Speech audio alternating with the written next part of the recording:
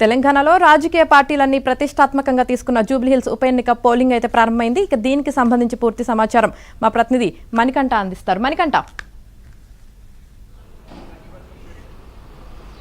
5 నిమిషాల క్రితమే జూబ్లీహిల్స్ ఉప ఎన్నికకు సంబంధించి పోలింగ్ ప్రారంభమైంది. ప్రస్తుతం మనం వెంగళరావు నగర్లోని శ్రీనివాస వెస్ట్ ఓటింగ్ కేంద్రం వద్ద అయితే ఉన్నాం. మనం చూసుకోవచ్చు విజువల్స్లో ఎన్నికల అధికారులు ఏ విధంగా ఏర్పాట్లు చేశారు అనేది ఇక్కడ మనం స్పష్టంగా అర్థమవుతూ ఉంది. అలాగే ఉదయం 7 గంటలకే ఓట్లు వేసేందుకు అటు ఎవరైతే ఓటర్లు ఉన్నారో వాళ్ళంతా కూడా ఇప్పుడిప్పుడే ఓటింగ్ కేంద్రానికి అయితే వస్తూ ఉన్న సిచ్యువేషన్ కూడా ఉంది. అన్ని ఎన్నికల అధికారులు ఎవరికి ఎలాంటి ఇబ్బందులు లేకుండా అన్ని ఏర్పాట్లు చేసినట్లుగా కూడా తెలుస్తుంది.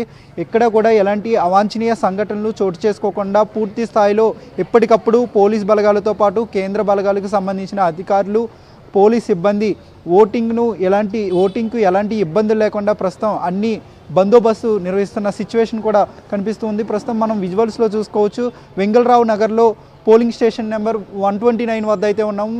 విజువల్స్లో ఈ ప్రాంతానికి సంబంధించిన కాలనీ వాసులు కూడా ఇప్పుడిప్పుడే తరలి వస్తూ ఉన్నారు. వాళ్ళు ఓటు హక్కును వినియోగించుకునేందుకు ఇప్పటికే వచ్చి చేరుతూ ఉన్నారు. ఒక్కొక్కరు కూడా అటు ఎన్నికల అధికారులు కూడా ఎక్కడ కూడా ఎలాంటి ఇబ్బందులు లేకుండా మంచినీళ్ళని ఏర్పాటు చేశారు. అలాగే ఎవరైతే వృద్ధులు ఉంటారో వాళ్ళ కోసం వీల్ చైర్స్ని ఏర్పాటు చేశారు. అలాగే ప్రత్యేకంగా మొబైల్ ఫోన్లను పోలింగ్ కేంద్రాల్లోకి వెళ్ళనివ్వకుండా తీసుకువెళ్ళకుండా బయట పోలింగ్ స్టేషన్ల వద్దనే మొబైల్ కౌంటర్లను ఏర్పాటు చేశారు. తిరిగి ఓటు వేసిన అనంతరం ఆ మొబైల్ ఫోన్లను కూడా ఇచ్చే విధంగా ఎక్కడ కూడా లేట్ చేయకుండా ఎలాంటి ఇబ్బందులు తలెత్తకుండా అన్ని విధాల ఏర్పాట్లు చేసినట్లుగా కూడా తెలుస్తుంది. ప్రధానంగా 3 పార్టీలకు సంబంధించి పోటీ అయితే నెలకొంది. ముఖ్యంగా కాంగ్రెస్తో పాటు అటు ప్రతిపక్షంలో ఉన్న బీఆర్ఎస్తో పాటు బీజేపీ మధ్య 3 పార్టీల మధ్య ఎక్కువగా ఈ పోటీ అయితే జరగబోతుంది.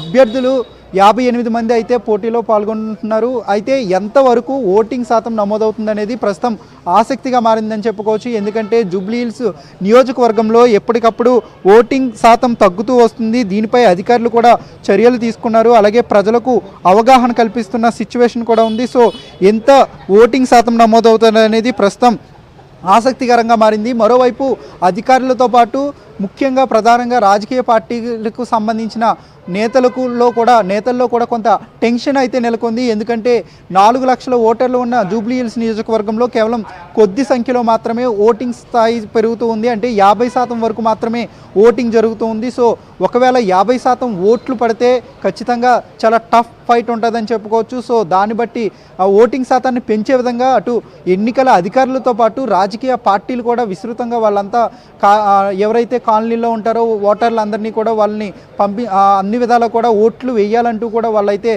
అభ్యర్థిస్తున్న సిచ్యువేషన్ కూడా ఉంది. మొత్తం అంటే 2023లో 48% ఓటింగ్ అయితే నమోదైంది. సుమారుగా 2023లో 3,75,430 ఓట్లు ఉండగా 1,83,312 ఓట్లు నమోదయ్యాయి. అంటే 48% ఓటింగ్ అయితే నమోదైంది. సో 2 సంవత్సరాల తర్వాత జూబ్లీహిల్స్ ఉప ఎన్నికలు జరుగుతున్న నేపథ్యంలో ఇప్పుడు ప్రస్తుతం ఓటర్ల సంఖ్య కూడా పెరిగింది. 2023లో 3,75,000 ఓటర్లు ఉండగా ప్రస్తుతం ఇప్పుడు 2025లో 4,01,365 ఓటర్లు ఉన్నారు. సో ఓటర్ల సంఖ్య పెరిగింది కాబట్టి ఓటింగ్ స్థాయి కూడా పెరిగే అవకాశం ఉన్నట్లు తెలుస్తుంది. ఎక్కడైతే పూర్తిగా జూబ్లీహిల్స్ నియోజకవర్గానికి సంబంధించి అన్ని ప్రభుత్వ కార్యాలయాలకు సెలవులు ప్రకటించారు. అలాగే ఎంప్లాయీస్ ఉద్యోగులు ఉంటారు, స్కూళ్ళకి సెలవులు ప్రకటించారు.